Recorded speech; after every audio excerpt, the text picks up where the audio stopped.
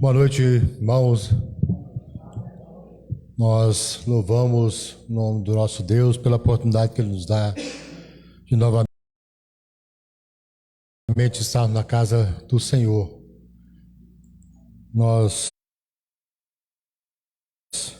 queremos neste momento fazer a oração. Vou pedir ao nosso irmão Diácono Maxwell que esteja orando, agradecendo pela oportunidade que Ele nos dá de novamente estarmos na casa do nosso Deus.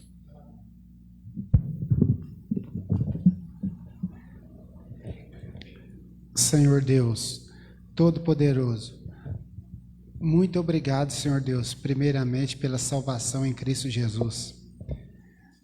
E depois, Senhor, obrigado pela oportunidade que o Senhor nos deu de estarmos aqui hoje, porque muitas pessoas, de um jeito ou de outro, foram impedidas de estar aqui. Obrigado, Senhor Deus, que o culto seja mesmo voltado somente para Ti.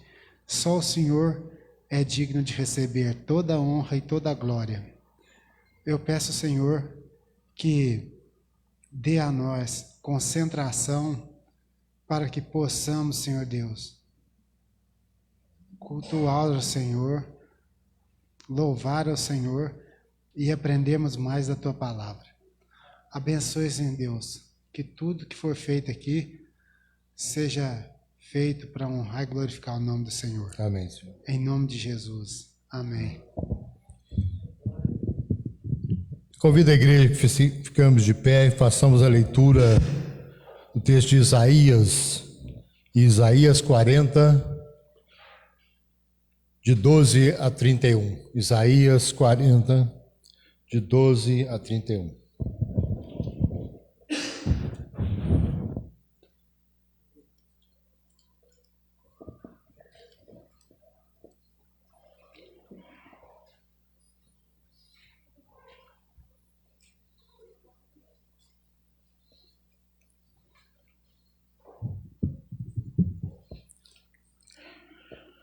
Consolai, consolai o meu povo, diz o vosso Deus.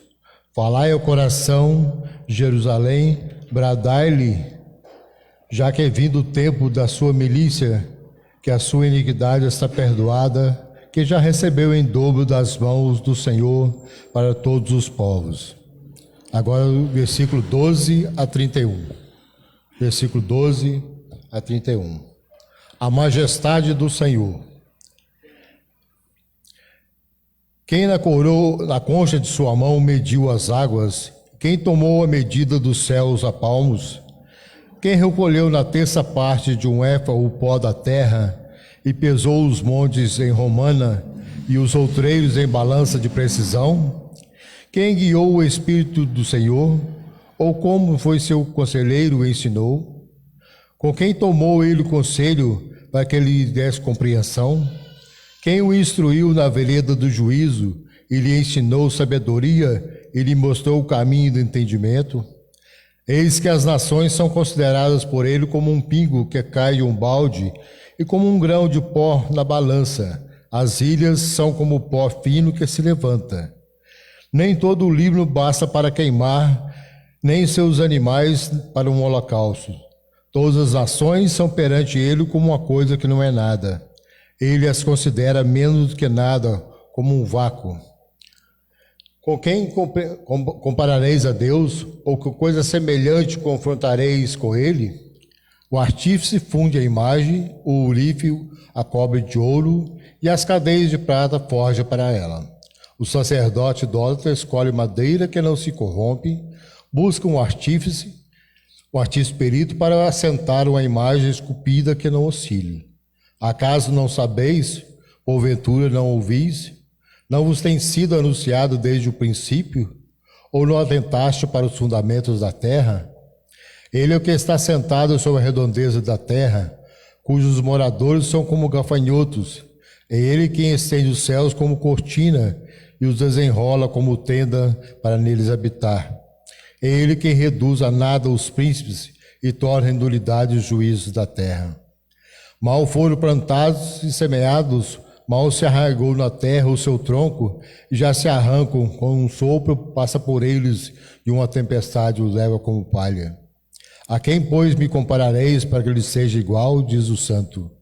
Levantai ao alto os olhos e vede. Quem criou essas coisas? Aquele que faz sair o seu exército de estrelas, todas bem contadas, as quais ele chama pelo nome. Por ser grande em força e forte em poder, nenhuma só vem a faltar. Porque dizes ao Jacó e falas ao Israel, o meu caminho está encoberto ao Senhor, e o meu direito passa despercebido ao meu Deus? Não sabe, não ouviste que o eterno Deus, o Senhor, o Criador dos fins da terra, nem se cansa, nem se fatiga, não se pode esquadrinhar o seu entendimento. Faz forte ao cansado e multiplica as forças ao que não tem nenhum vigor. Os jovens se cansam e se fatigam, os moços de exalto se caem. Mas o que espera no Senhor renova as suas forças, sobe como asas, como águias, correm e não se cansam, caminham e não se fatigam. Amém. Convido os irmãos que estejamos entoando o hino de número 28, hino de número 28.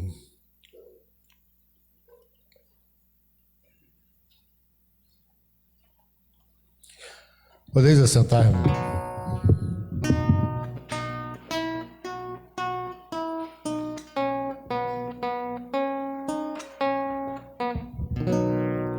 Tuas obras te coroam como um halo de esplendor.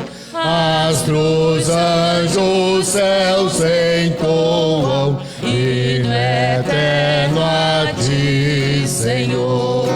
Campos, matas, vales, montes, verde outeiro e verde mar.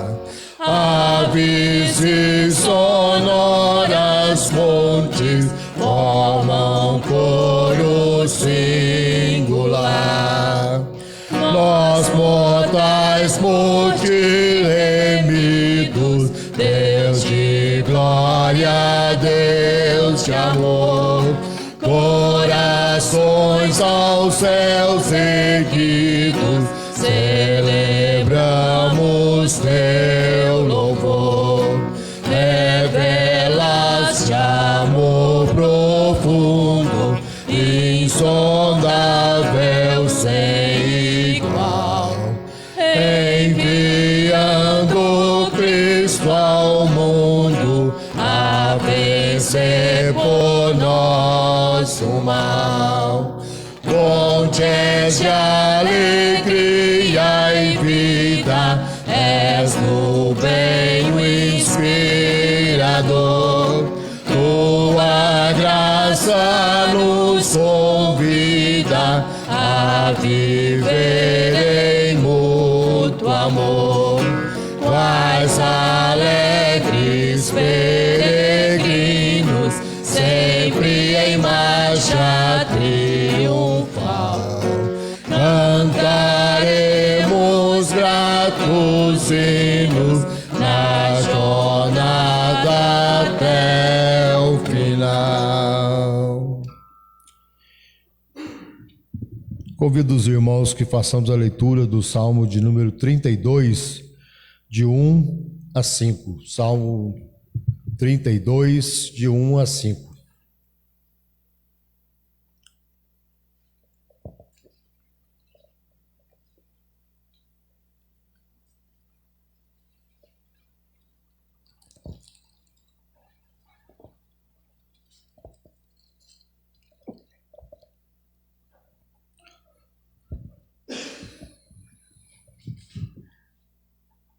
A bem-aventurança de quem recebe o perdão. Bem-aventurado aquele cuja iniquidade é perdoada, cujo pecado é coberto. Bem-aventurado o homem a quem o Senhor não atribui iniquidade e em cujo espírito não há dolo. Enquanto calei os meus pecados, envelheceram os meus ossos pelos meus constantes gemidos todo dia, porque a tua mão pesava dia e noite sobre mim, e o meu vigor se tornou em sequidão de estio. Confessei-te o meu pecado, e a minha iniquidade não mais ocultei. Disse: confessarei ao Senhor as minhas transgressões, e tu perdoaste a iniquidade do meu pecado. Irmãos, neste momento nós teremos alguns minutos em oração silenciosa. Nós teremos a oportunidade de estar confessando a Deus os nossos pecados, apenas em silêncio, você com o Pai, confessando a Ele. Oremos neste momento, meu Pai.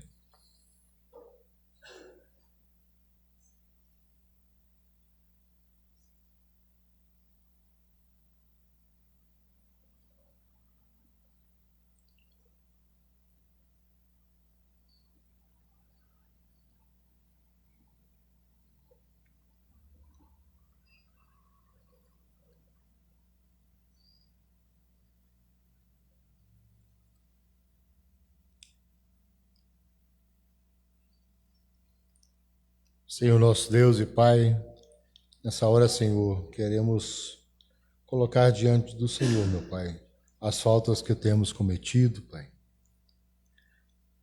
Muitas vezes temos entristecido ao Senhor, muitas vezes temos feito aquilo que te desagrada. Então nós queremos pedir, Senhor, perdão pelo que temos feito de errado, Senhor. Muitas vezes temos sido negligentes, Pai, com a Tua palavra, sido negligentes com o nosso irmão, com o necessitado. Temos deixado de passar pensamentos em nossas cabeças, Pai, que não Te agradam. Mas assim, Senhor, nós queremos Te pedir perdão, Senhor. Perdão por tudo que temos feito de errado, Senhor. Nas omissões, na nossa conduta, seja no nosso trabalho, seja onde quer que estejamos, nós pedimos perdão por estar fazendo aquilo que não Te agrada, Senhor.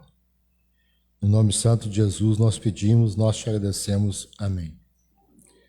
Ainda entoaremos o hino de número 71. Hino de número 71.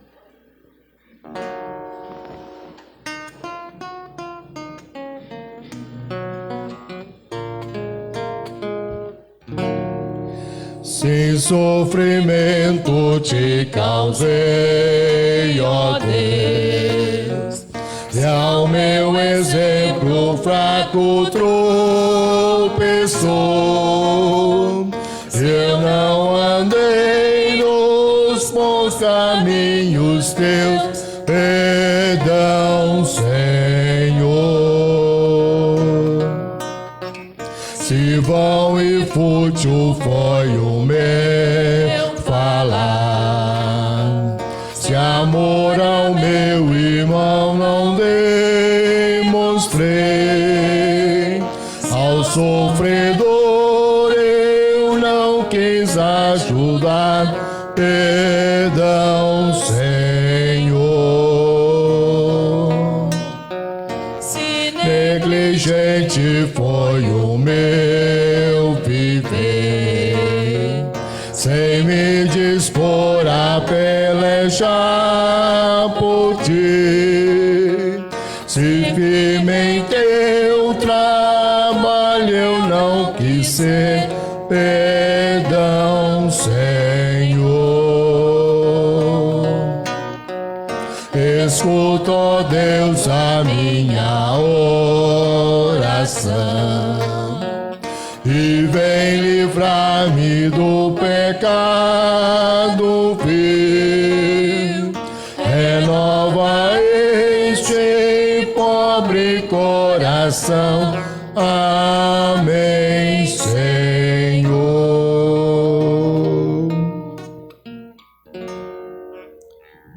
Convido a igreja mais uma vez, fiquemos de pé e façamos a leitura do texto que se acha em Malaquias 6, de 3 a 10. Malaquias 6, de 3 a 10.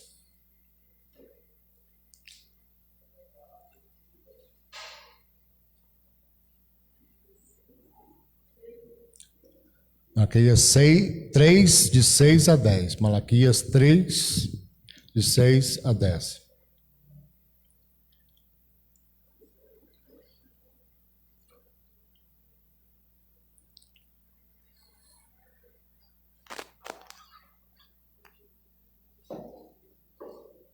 O roubo no tocante aos dízimos e às ofertas. Porque eu, o Senhor, não mudo.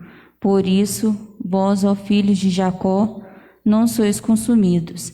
Desde os dias de vossos pais vos desviaste dos meus estatutos, e não os guardastes.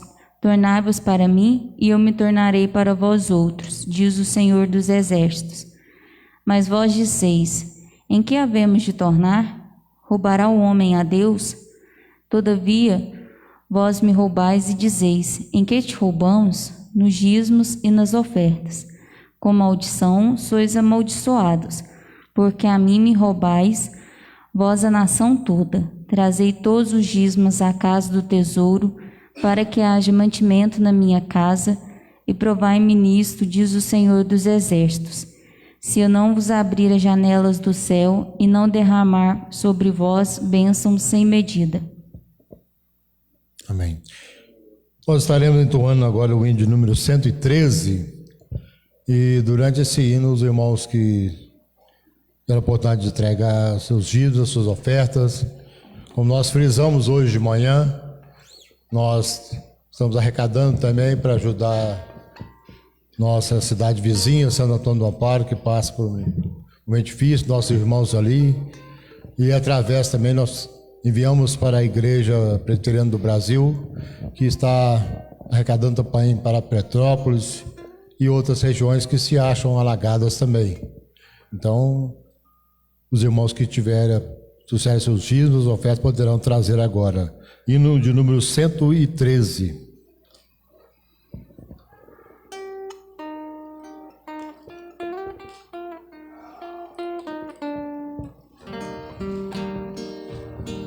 Achei um bom amigo, Jesus, o Salvador, dos milhares escolhido para mim. Ele é a luz do mundo, o forte mediador, que me purifica e guarda até o fim. Consolador amado, Ele pode dar alívio ao meu pesar. Ele é a luz do mundo, a estrela da manhã, dos milhares o escolhido para mim. Levou minhas dores todas, as mágoas entreguei. Ele tem o firme abrigo em tentação. Deixei por ele tudo, os ídolos queimei. Ele fez-me puro e santo coração. Que o mundo me abandone, persiga o tentador. Meu Jesus me guarda até da vida ao fim. Ele é a luz do mundo, a estrela da manhã, dos milhares o escolhido para mim. Jamais me desampara, nem me abandonará, se fiel e obediente a que viver. Está sempre a meu lado e me protegerá, até quando face a face o possa ver. Então ao céu subindo, na glória eu me verei, com Jesus meu Salvador morando enfim. Ele é a luz do mundo, a estrela da manhã, dos milhares o escolhido para mim. Amém.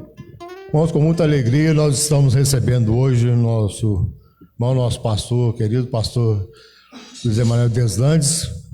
É uma alegria recebê-la, a Sandra também. Agradecemos também as pessoas que estão nos visitando. Essa é a casa do nosso Deus.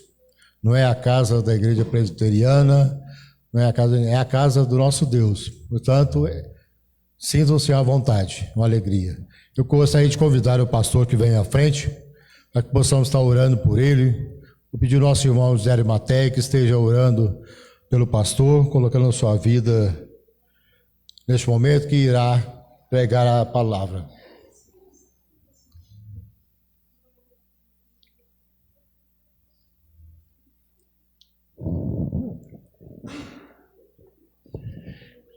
Senhor, neste momento, nós agradecemos, Senhor, pela oportunidade que o Senhor deu a nós de devolver o que pertence ao Senhor, que esses recursos seja para a extensão do reino do Senhor. Também nós apresentamos, Senhor, o pastor Emanuel, que veio lá de Lavras, e acreditamos que nós seremos muito edificados com a presença dele aqui, e que o Senhor continue abençoando a vida dele, em todos os aspectos, Senhor. Continue usando ele como o Senhor tem feito diariamente, e prepara para nós o nosso coração, para que nós possamos entender tudo aquilo que ele veio trazer para nós. Cubra ele com o precioso sangue do teu Filho, Senhor Jesus, a família dele, que ele seja uma bênção para nossas vidas, e que nós possamos sair daqui edificados, diferente do que entramos. Em nome de Jesus que oramos ao Senhor.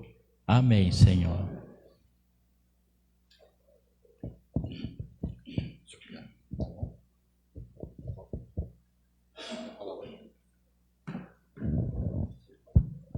As crianças podem descer com a irmã Lucinéia.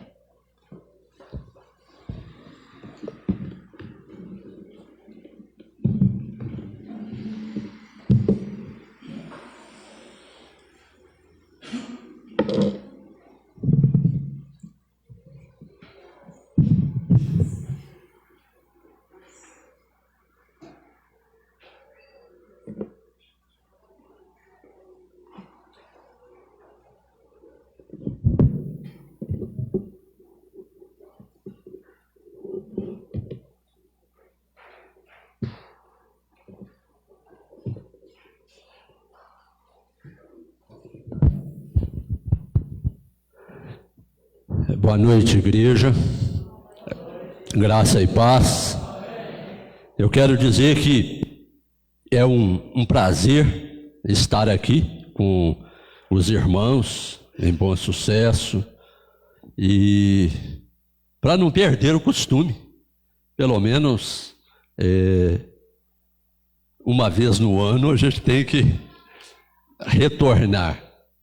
Mas sempre que sou convidado,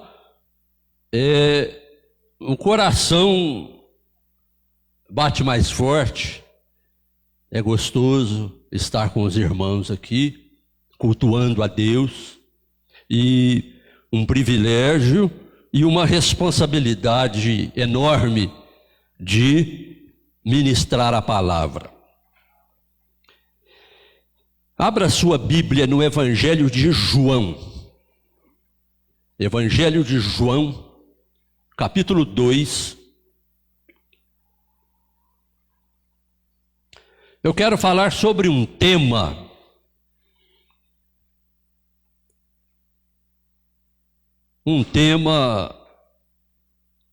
vasto, rico,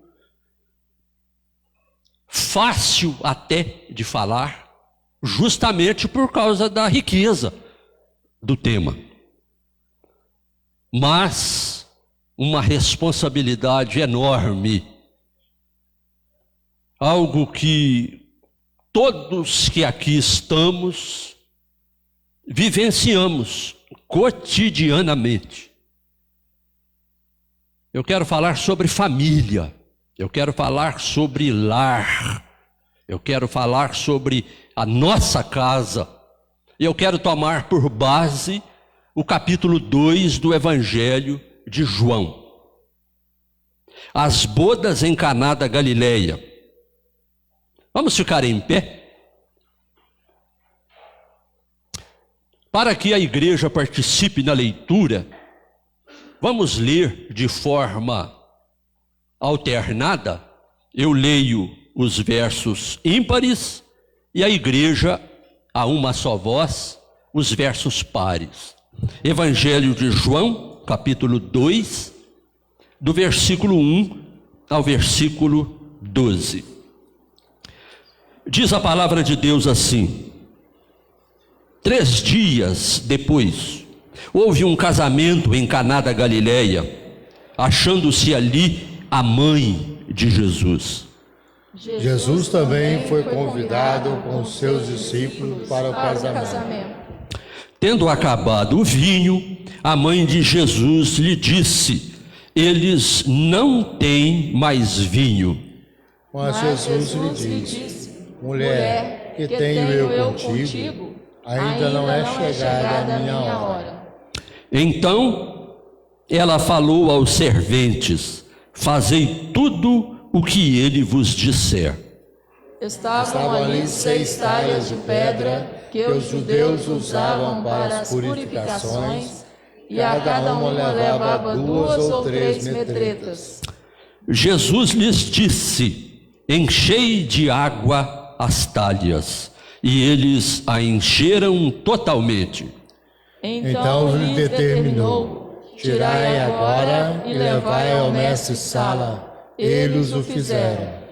Tendo o mestre-sala provado a água transformada em vinho, não sabendo de onde viera, se bem que o sabiam os serventes que haviam tirado a água, chamou o noivo. E Ele disse: todos costumam pôr primeiro o bom vinho, e quando já beberam fartamente, serve o inferior. Tu, porém, guardaste o bom vinho até agora. Com este deu Jesus princípio a seus sinais em Caná da Galileia, manifestou a sua glória e os seus discípulos creram nele. Depois disso, desceu ele para Cafarnaum com sua mãe, seus irmãos e seus discípulos, e ficaram ali não muitos dias. Amém. Podem assentar. Conforme já foi orado, que o Espírito Santo de Deus derrame sobre nós a preciosidade da palavra, a profundidade, para que a gente não se perca, porque nós necessitamos a cada momento da nossa vida dessa condução do Santo Espírito de Deus, e principalmente no momento de culto, quando a palavra está sendo proclamada na casa do Senhor. Meus queridos, nós temos aqui um relato histórico. É muito importante a gente observar e entender bem esse relato. Esse relato, ele aborda, retrata, fala do início, do começo do ministério público de Jesus Cristo. E quando esse relato descreve esse começo de ministério, ele o faz de 2 maneiras. Nós vamos observar já no começo, aqui do capítulo 2, majestade e autoridade. Então grave bem essas 2 palavras. O ministério público de Jesus começou aqui na terra, nesta festa de núpcias, de casamento, e Jesus já começa com a sua majestade e com autoridade. Essas 2 coisas acompanhou Jesus até a cruz, o túmulo e a sua ressurreição. Aliás, eu convido você a ler os evangelhos, Mateus, Marcos, Lucas e João. Leia-os, faça um propósito, comece amanhã a ler e você observe o ministério terreno de Jesus e veja como Jesus falava, como Jesus transitava entre as pessoas com majestade e autoridade. Jesus nunca estava perdido, Jesus nunca estava falando aleatoriamente, sempre com aquela postura de o Filho de Deus, o Messias, o unigênito de Deus, majestade. E Jesus nunca estava perdido ou cabisbaixo, não. Jesus fitava as pessoas e falava com autoridade. Então, é de chamar a atenção. E como?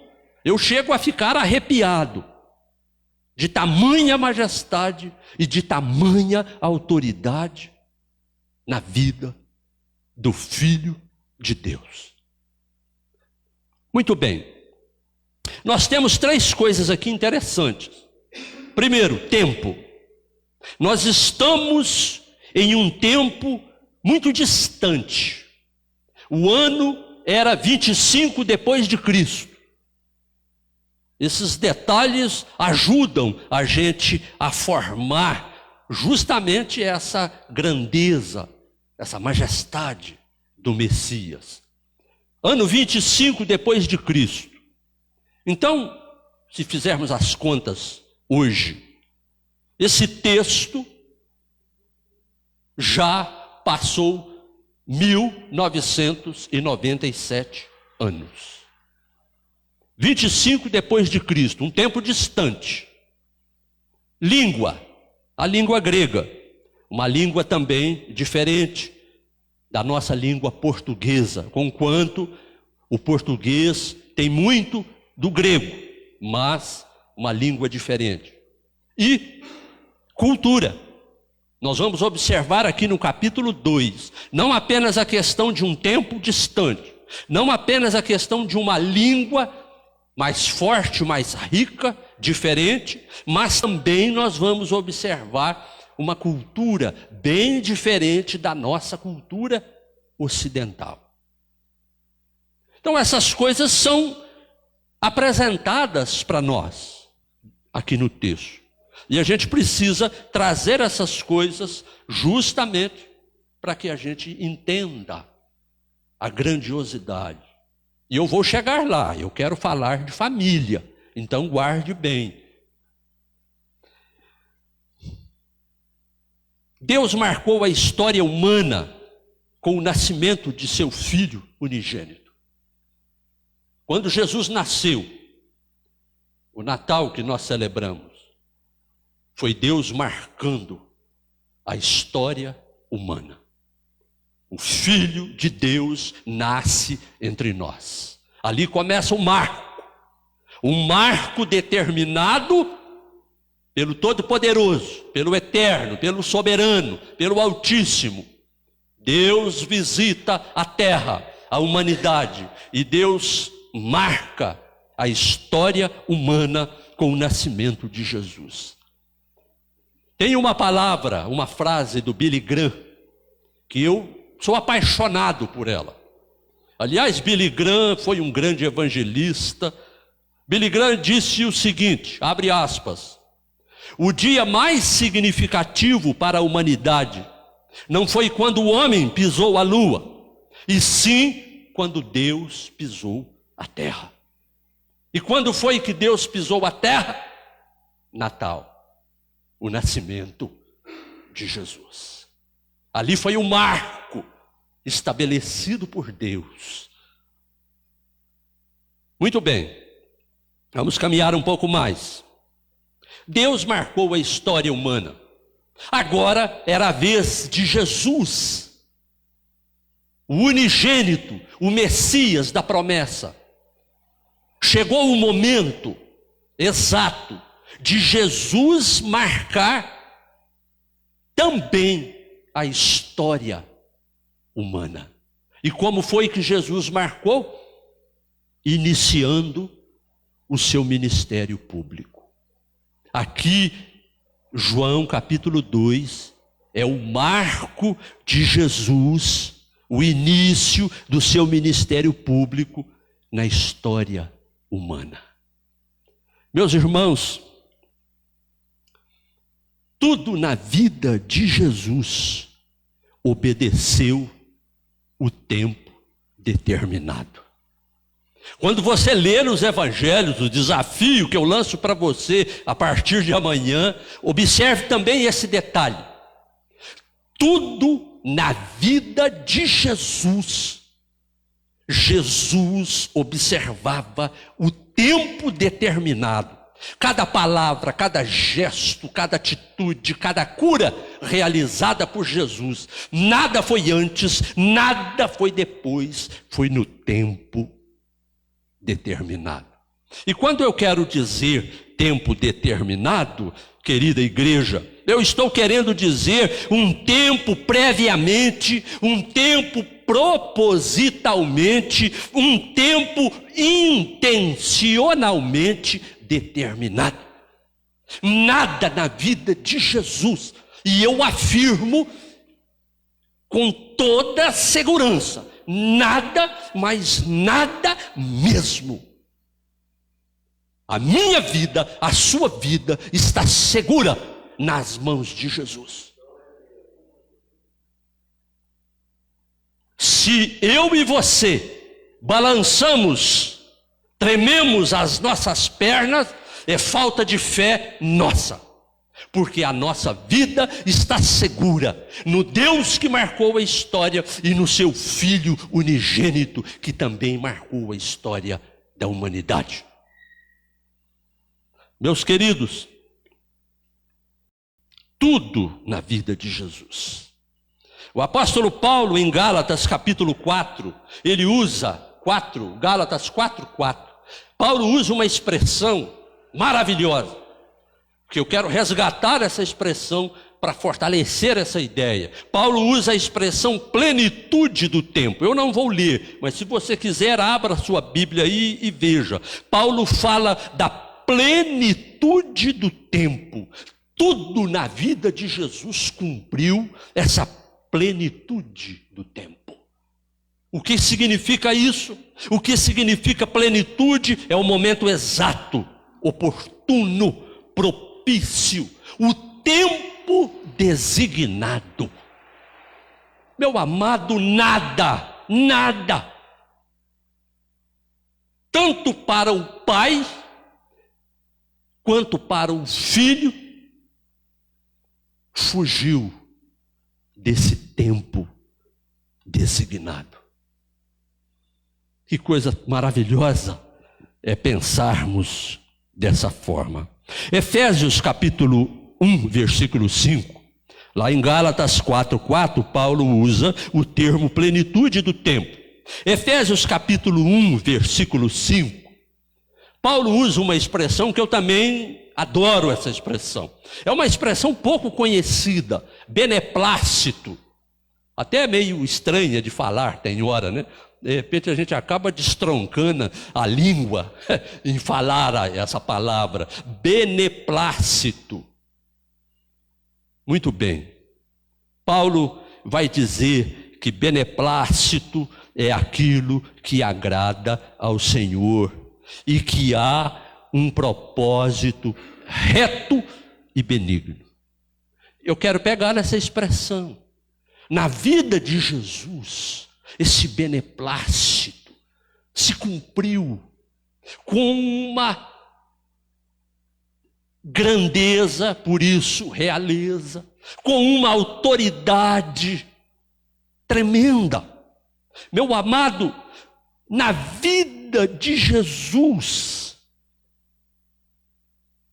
Agora, eu quero fazer uma pergunta. Por que Jesus deu início em seu ministério público justamente numa festa de casamento? Você já parou para pensar nisso? Pensa um pouquinho. Por que numa festa de casamento? Por que não Por que não no templo? Porque Jesus não escolheu lá em Jerusalém o templo para iniciar o seu ministério público? Um lugar apropriadíssimo. Por que Jesus não escolheu, por exemplo, uma montanha, no alto de uma montanha? Ou quem sabe, à beira-mar? Jesus ministrou muito de dentro de um barquinho e a multidão em pé na praia. Por que não ali? Por que não em uma campina? Jesus escolhe justamente uma festa de núpcias. Meu querido, aqui está o foco de Jesus. Jesus tinha um objetivo. Jesus está assinalando que família é base, família é suporte. Jesus está assinalando que família é alicerce.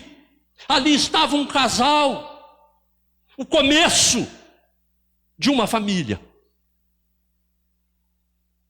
A família sempre foi, na história humana, atacada.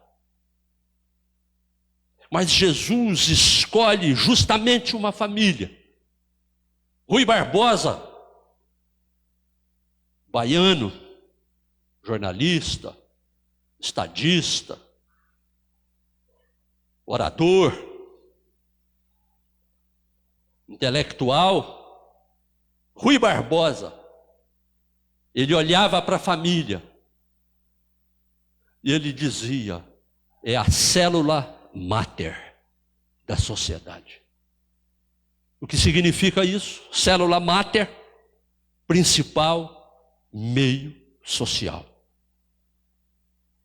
Você quer bagunçar a sociedade? Destrua a família. Acabou. Os valores vão por água abaixo, as leis, a corrupção, ela brota. É só atacar a família. Você está entendendo por que a família hoje ela é fortemente atacada? Os meios sociais de comunicação, a mídia, e a gente vai vendo as coisas acontecendo.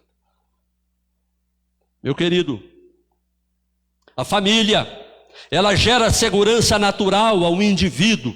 E essa segurança é uma segurança primária e permanente. A família, ela gera adultos bem educados, equilibrados e saudáveis. Onde você acha que a sua educação, o seu equilíbrio como cidadão, a sua vida saudável, onde ela nasceu? Família. Família. Família é base. Então Jesus estava ali justamente para mostrar para aquele casal, para os convidados e para a geração futura que família é essencial. Base, suporte, alicerce. Família habilita os filhos com a educação e com o convívio para o enfrentamento da vida. É no lar que a gente aprende, é preparado para enfrentar o mundo lá fora. Família, como entidade, ela é um fenômeno milenar.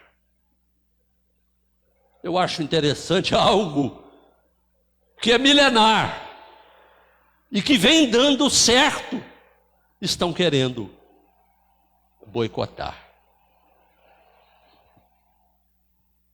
Agora, cabe a nós, que temos família,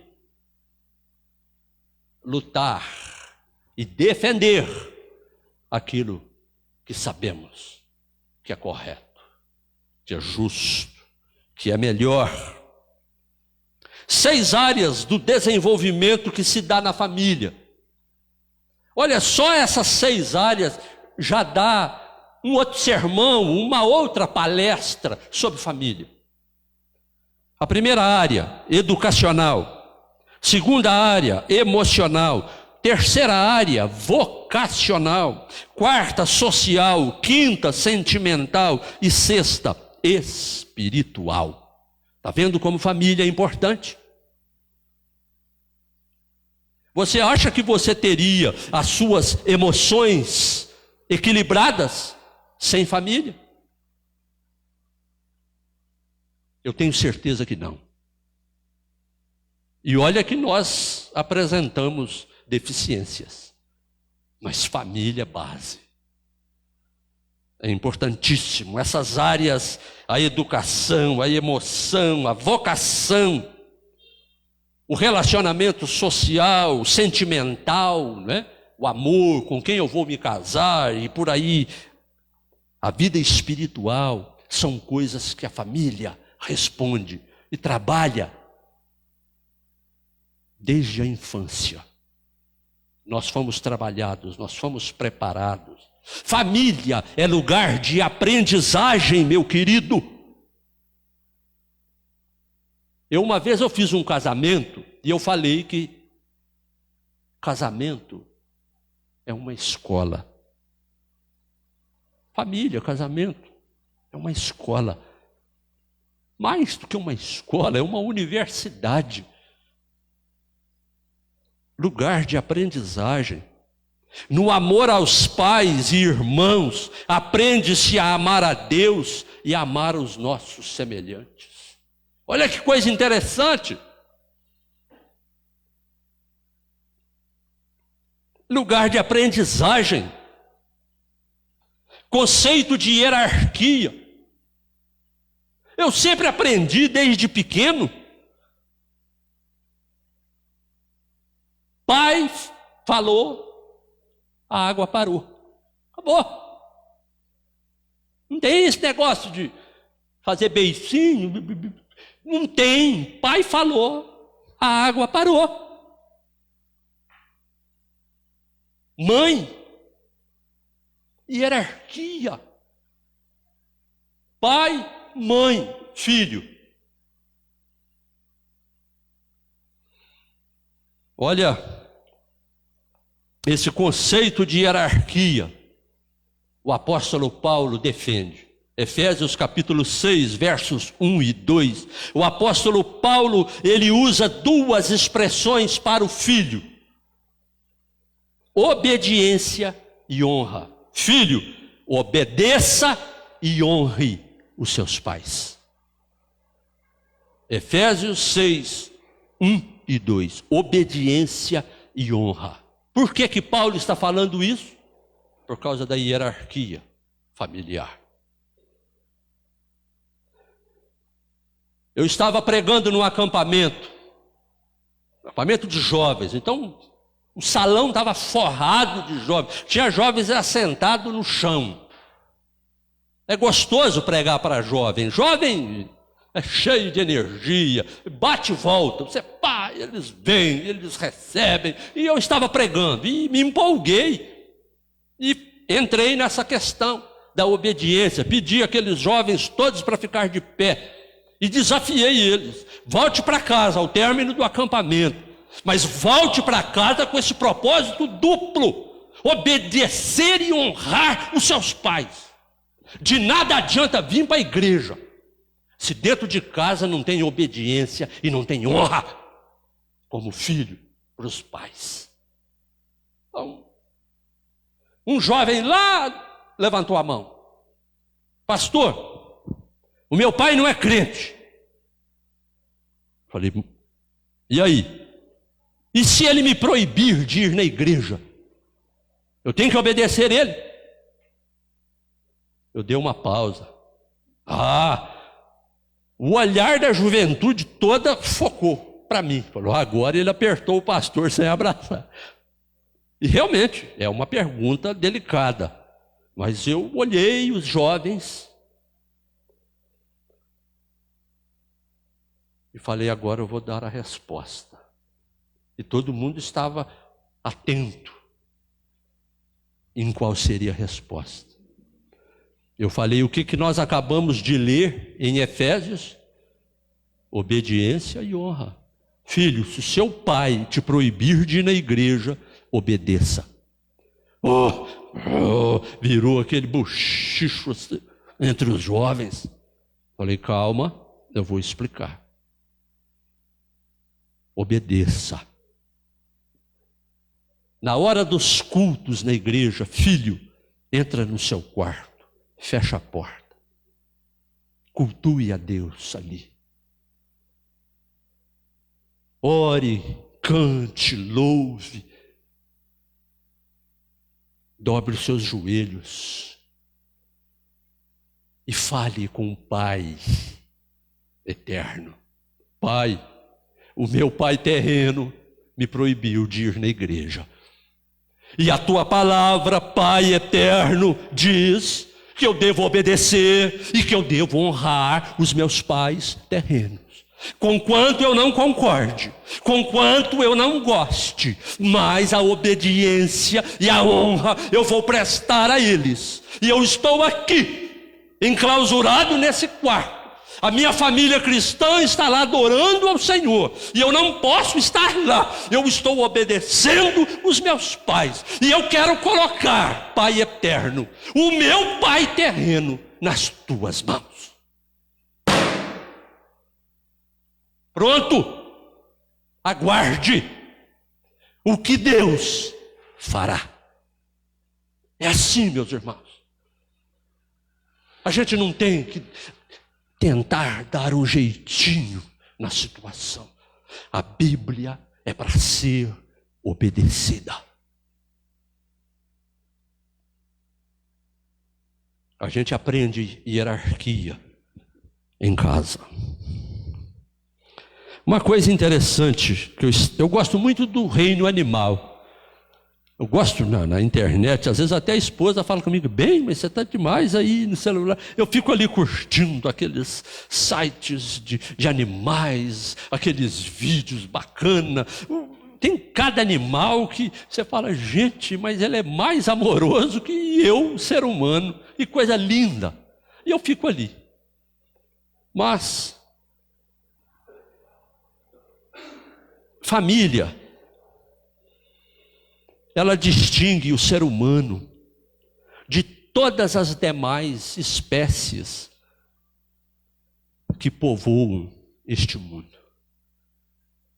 Por exemplo, os animais são chamados de manada, de rebanho, de alcateia, os peixes de cardume, as aves de bando. O ser humano, família. Está vendo? Como família é base. Você está entendendo por que Jesus estava ali e resolve falar para o mundo?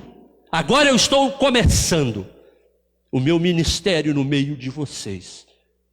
E eu estou começando num lar que também começa a partir dessa festa. Meus amados, é tremendo. Deus se serve do lar de Nazaré. Deus se serve da maternidade de Maria, da paternidade de José. Deus se serve. Deus não precisava, mas Deus se serve. E é interessante que Deus poderia se servir da linhagem sacerdotal. Não, Deus vem e se serve de um lar humilde. Lá em Nazaré, ninguém dava nada por Maria e nem José. Não eram expoentes nos seus dias, pessoas simples. Deus se serve do lar deles. A maternidade de Maria, a paternidade de José. José não foi o pai biológico de Jesus. Que coisa interessante, José foi pai de criação. Né? Pai de criação. José inaugura a paternidade adotiva. Tem algum pai adotivo aqui? Levanta a mão. Mãe adotiva? Não. Não tem. Eu admiro pais que adotam. Que coração tremendo. Que coração tremendo. Lá em Lavras tem um pastor italiano, pastor Giuseppe. Ele tem 4 filhos adotivos. Veio da Itália, sem filho nenhum. E adotou 4 crianças aqui no Brasil. Ele retorna agora para a Itália. Fica um tempo aqui no Brasil e retorna. Vai retornar com a família. Ele esteve lá em casa semana passada. Eu admiro, eu olho para ele, ele é bem mais novo que eu, de um amor pelos filhos.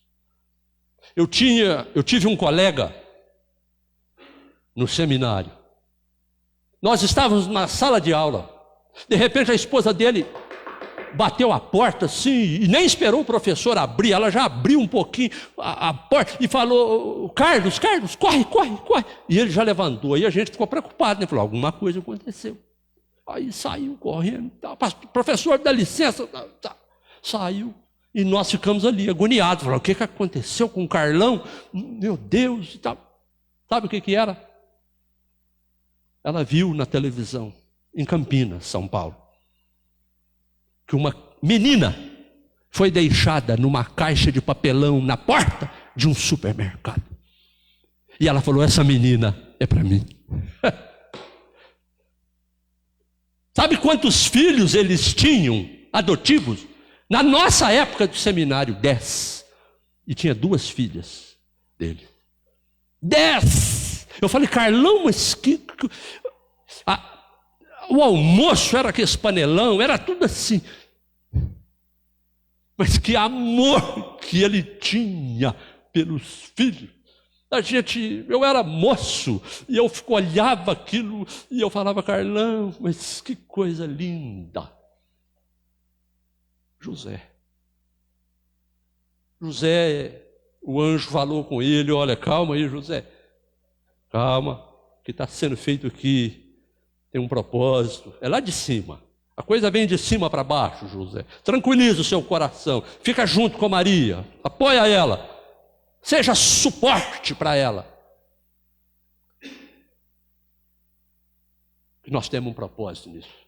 O Senhor é com você, José, assim como é com Maria. Acabou, não precisou mais nada. José foi, pegou Jesus e caminhou, e Jesus o tempo todo. Que coisa tremenda. Aliás, alguém chama a atenção dizendo por que Jesus foi posto a um pai que era carpinteiro. Jesus já estava sendo familiarizado, não é, com aquelas ferramentas, aquele cravo que um dia cravaria seus pés e suas mãos na cruz. Tudo de Deus tem um propósito. Meus queridos, a nossa vida está nele. E eu quero terminar dizendo: é um privilégio, um lar onde as manifestações gloriosas dos princípios bíblicos e da vida de Jesus acontecem. Olha, você que cresceu num lar cristão, um lar que os princípios bíblicos são levados a sério, a vida de Jesus é ensinada, você é um privilegiado, uma privilegiada. É um privilégio, um lar onde se aprende desde a mais tenra idade o valor da confiança em Deus. Nós estamos vivendo uma época de um ateísmo enfadonho. Os lares estão esquecendo essa missão. Pegar os filhos, ensiná-los a confiar em Deus. Eu dei aula no Gammon, ensino religioso. Eu pegava uma caixa de Bíblia. Um dia eu cheguei no quadro, eles fizeram a minha caricatura. Eu sempre fui de muito cabelo e pouco nariz. E tinha uma caricatura minha lá. E eu achei bacana. Eu era um aluno talentoso. Aí eu falei, que legal. Eu falei, olha, na minha aula eu não vou apagar a lousa. Deixa, tá lindo, tá legal. Naquela época a gente não tinha como tirar uma foto assim. Aí eu falei para ele, quem foi que fez? Aí falou, o professor vai... Não vou punir, não. Olha, isso é talento, que lindo, bacana. Eu sou isso aí, que você caricatizou, sei lá como é que fala, agora, que você desenhou aqui na lousa. Eu quero que você faça isso no papel. Eu vou guardar. Ele fez numa folha de papel. Eu tenho até hoje lá em casa guardado. E eu sempre iniciava as aulas. Eu dava aula para 5ª, 6ª, 7ª e 8ª. Eram 15 turmas. Eu ia com uma caixa de papelão, eu punha as Bíblias ali dentro, eu chegava, punha a caixa em cima da mesa do professor, eu entrava na frente da mesa e falava para os alunos, vamos fazer uma oração. E lá na caricatura tinha essa frase, vamos orar? Eu fazia isso. Todas. Aí quando eu fazia, tinha aluno que já lá vem. A 5ª série me chamava de Tilu, né? Porque Luiz Emanuel, Tilu. Aí 7ª e 8ª, 5ª e 6ª era Tilu. 7ª e 8ª já era o meu nome normal, né? Me chamavam de Tirev. Tilu, 5ª e 6ª, 7ª e 8ª, Tirev. Era assim, lá vem o Tirev, oração. Oh, professor, toda aula orar. Aluno, não sei, ele estava jovenzinho, mas você tem ali para ensinar. Mas vamos falar com Deus. É um privilégio. Mas como é que eu falo? Eu nem vejo Deus. Aí você aproveita o gancho e vai ministrando e vai ensinando. Mas eu prefiro mais o púlpito, porque a sala de aula não é brincadeira.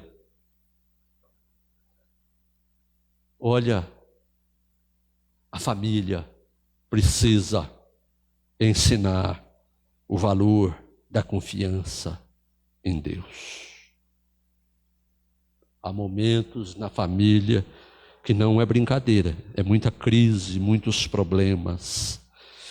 Este lar se inicia vendo, sentindo, experimentando as ações santas de Jesus, benéficas, restauradoras de Jesus. Esse lar aqui de João capítulo 2. E Jesus realiza 2 coisas aqui: provisão e qualidade. Provisão. Provisão em abundância. Só para vocês terem uma ideia, o texto fala de 6 talhas com 2 ou 3 metretas. A metreta é uma medida líquida grega que equivale a 25 litros. Então, se uma talha, são 6 talhas, 2 metretas, se são 25 litros, 50 litros. 6 vezes 5, 30. Então são 300 litros de água transformadas em vinho. Abundância. Se você tomar emprestado 3 metretas, 3 vezes 25 dá 75. Então, cada talha tinha 75 litros. Vezes 6 vai dar 450 litros. Então, se você pegar de um lado ou de outro, era de 300 a 450 litros de água que Jesus transformou em vinho. O que significa isso? Provisão em abundância. Aquele lar onde Jesus estava tinha essa provisão abundante. E a qualidade. Pega o vinho, leva para o mestre-sala, o mestre-sala aprova. Fala, chama o noivo aqui, ué. Oi, você fez o contrário. A gente serve o bom vinho primeiro. Aí na hora que o paladar já não distingue mais, aí você recolhe o bom vinho e solta o vinho inferior. O povo já não vai perceber mais. Na degustação. Você fez o contrário, você botou o vinho, agora você bota esse vinho de excelência. Que isso?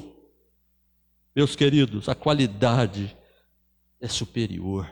Superior tanto na pureza quanto no sabor. É isso que Jesus proporciona.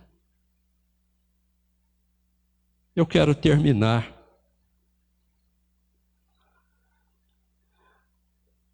Eu sei que família não é conto de fadas e viveram felizes para sempre. Não é. Família tem desgaste, família tem lágrimas, família às vezes tem um tom mais alto que se fala. São erros que cometemos. Nós, pais, precisamos pedir desculpa, perdão para os filhos, excessos que cometemos, às vezes até na correção que aplicamos. Mas é família. Família. É base. É fundamental. Eu não quero nem entrar na questão dos dias que nós estamos vivendo. Eu quero só dizer de 3 coisas que não devem faltar em um lar. E aí eu vou pedir para que vocês fiquem em pé e nós vamos orar. 3 coisas que não devem faltar em um lar. Um bom esposo, um bom pai. Nenhum lar deve faltar isso. Seja um bom esposo. Seja um bom pai. Segunda coisa que não deve faltar em um lar: uma boa esposa, uma boa mãe. Mulheres que me ouvem, sejam boas esposas, sejam boas mães. Terceira coisa que não deve faltar em um lar: um exemplar da Bíblia Sagrada. Não deixe faltar. Mas a Bíblia não é para ficar na prateleira, na gaveta, numa estante. A Bíblia é para ser aberta, para ser lida, para ser conversada com todos. E meus irmãos, quando eu falo um exemplar das Escrituras, eu estou falando de Jesus mesmo, porque a Bíblia é Jesus encarnado, a Bíblia é Jesus iluminado. É fundamental. Um lar não se faz apenas com um bom pai, um bom marido, uma boa mãe, uma boa esposa. Mas é essencial a presença de Jesus. E não adianta querer mudar. Família sempre vai enfrentar esses embates. Vamos ficar em pé. Eu não conheço a sua família, mas eu desejo bênçãos de Deus sobre a sua casa. E nós vamos orar a Deus, depois pode impetrar a bênção. Tá bom, depois já vamos receber a bênção. Ore, e eu convido você, à luz deste texto, dos ensinamentos de Jesus aqui no capítulo 2 do Evangelho de João. Volte para casa, reflita, e seja bênção ali junto dos seus. Oremos. Nosso Deus amado, obrigado por esta noite, por esta oportunidade. A palavra do Senhor é preciosa, a palavra do Senhor é rica, a palavra do Senhor é verdadeira. A palavra do Senhor não é levada aos nossos corações pelo intelecto, pela eloquência humana, mas tão somente pelo teu Espírito Santo. A tua palavra esmiuça, quebra, quebranta, verte lágrimas, arrepia, emociona, transforma, dá vontade de mudanças. A palavra do Senhor é viva e eficaz. Ó Deus amado, o que falamos aqui desse lar, do Evangelho de João, capítulo 2, que o Espírito Santo do Senhor derrame em nossas mentes, em nossos corações, essas verdades. E que voltemos para os nossos lares, desafiados pela Tua palavra, para continuar sendo bênçãos ali, no meio dos nossos queridos, para a glória do Teu nome. Pedimos também perdão por nossas falhas dentro dos nossos lares. Ajuda-nos, ó Deus, a sermos melhores, para a glória do Teu nome, para a felicidade, bem-aventurança daqueles que estão conosco ali formando a nossa família. É a nossa oração em nome de Jesus. Recebei a bênção, irmãos, sem esmorecer. Continuemos a afirmar a nossa esperança.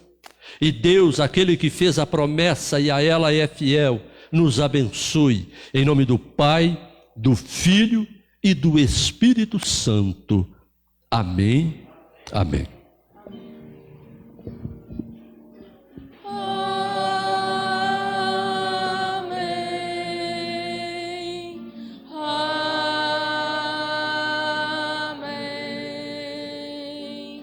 Amém.